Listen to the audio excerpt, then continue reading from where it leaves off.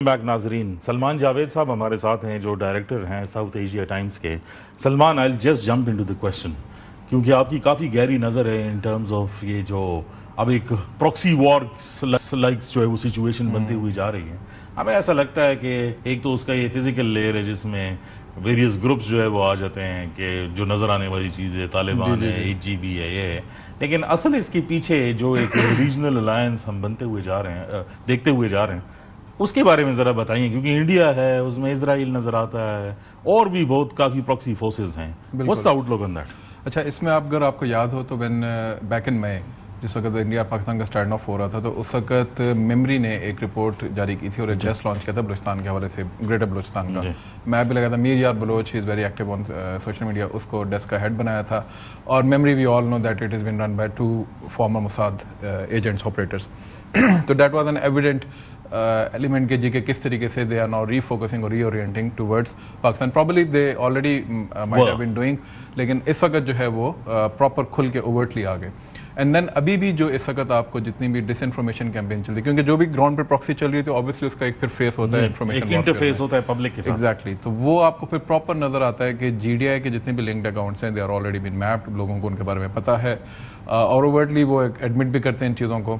ان کا جو نیریٹو ہے، اس کی جو تھیمز ہیں وہ بہت زیادہ اس وقت میچ کر رہی ہیں جو کہ اس وقت BJP IT سیل سے یا انڈیا کے IT سیل سے آ رہی ہیں. بلکہ ہم یوزلی دیکھتے بھی ہیں کہ اس کا ایک پیٹرن ہے، پیٹرن سیم ہوتا ہے. ایگزیکٹلی، ایون امیجز اور ویڈیوز اور لائنس تک. لیکن مجھے ایک چیز جو ہے وہ بہت اسٹانشنگ لگتی ہے کیونکہ ایون بیفور بنیان المرصوص ایک انڈیا کی میڈیا کے کریڈیبل نام سمجھا جاتا تھا گلوبلی. وہ تو اٹس کاؤنٹ. اب تو جو پروپیگنڈا آتا ہے وہ ان کی مین اسٹریم اخباروں کے اندر چھپ گیا ہے. ایگزیکٹلی، اور اسی کا پھر آپ دیکھتے ہیں کہ شاخسانہ آپ کو موساد کے اندر بھی نظر آتا ہے. سو مچ سو کہ موساد نے کل موساد کمنٹری کے نام جی بالکل ان کا ہے اور انہوں نے اس پہ وہی والا پروپیگنڈا جو GDI لنکڈ اکاؤنٹس ڈال رہے ہیں وہ انہوں نے اس پہ ڈالا ہوا ہے.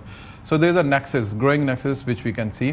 اور وہ یہ زیادہ آپ کو نظر آتا ہے جس وقت سے جب سے پاکستان اور سعودی عرب کا وہ جو ڈیفینس پیکٹ ہوا ہے اس کے بعد سے اب تک جو ہے یہ آپ کو مسلسل اس میں چڑھاؤ نظر آ رہا ہے. یعنی جتنا پاکستان کے اندر مڈل ایسٹ کے اندر اس کا گراف زیادہ ہوتا جائے گا اتنا ہی یہ بڑھتا جائے گا. وہ بعض دفعہ یہ بات بھی ہوتی ہے نا کہ جی کہ پاکستان کی فوج کو وہ چوز کر لیا ہے حرمین کے تحفظ کے لیے اور دوسری سائڈ پہ جو لوگ ہیں وہ یہ ایول نیکسس جو ہے وہ بنتا جا رہا ہے اس کے اندر. Unfortunately Afghanistan which was considered to be an Islamic emirate وہ اس نیکسس کے اندر باقاعدہ نہ صرف انٹریپ ہو چکی بلکہ اس کا پارٹ اینڈ پارسل بن چکی ہے.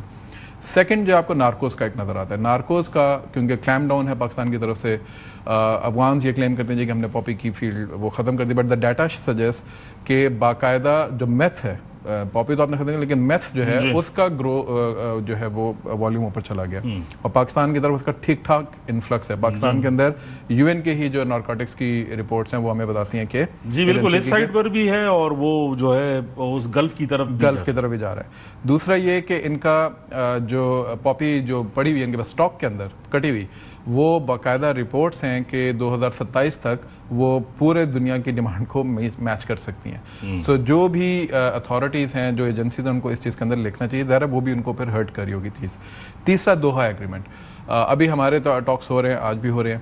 اس کے علاوہ استنبول میں بھی ہوئے پہلے بھی اور اس کے بعد دوحہ میں بھی. لیکن جو پہلے دوحہ ایگریمنٹ ہوا تھا افغان طالبان کا اور US کا، اس کے اندر ان 2 جو میجر کلازز تھیں، ون واز کہ وہ انٹرا افغان ڈائلاگ کے اندر جائیں گے جب بھی وہ 5000 پرزنرز ریلیز کرنے والی بات ہوئی تھی. اینڈ سیکنڈ واز کہ وہ اپنی سوائل کو استعمال نہیں ہونے دیں گے. دے وائلیٹڈ بوتھ آف دوز. یہ بھی کہ وہ انہوں نے الیکشن کرانا تھا، انٹرن کا تھا ہی نہیں تھا، تو وہ تو ٹیک اوور کی طرف چلے گئے فورسفلی. انہوں نے سب کو بھاگنے پہ مجبور کر دیا. اس کے بعد وہ ایکسکلوسو ہو گئے.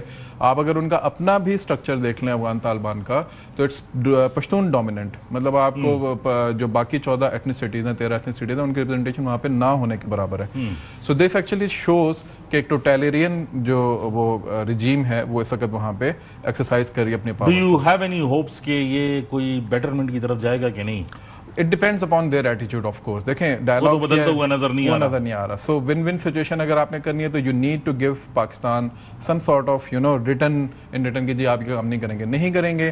آف کورس آج بھی خواجہ آصف صاحب کا بیان آیا اور پہلے بھی آ چکا ہے. منسٹر آف ڈیفینس ہے ہمارے اسحاق ڈار صاحب نے بھی بیان دیا کل پارلیمنٹ کے اندر کہ if you will not change your attitude then Pakistan reserves a right to for any kinetic or non kinetic actions.